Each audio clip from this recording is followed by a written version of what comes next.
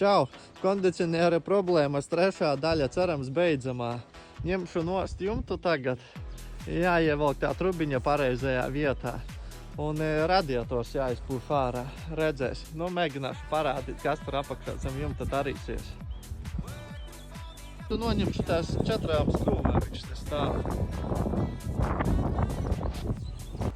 Nu, re, kur tā vecā trubiņa viņa vienkārši radiatorā ielikt un viss.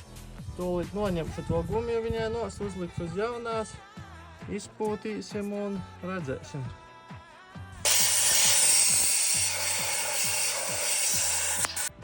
Lai labāk izpūst, re, kur noņemu arī šito vāku, nu, kur līdz ventilatoriem. Tagad arī no šitās puses pamēģināšu. No visu saliku it kā augsto plūst gaisu, cerams tagad viss būs labi, redzēs. Pastrādāšu, pastrādās, tad redzēs. Bet nu pagaidām viss ir kā normāli.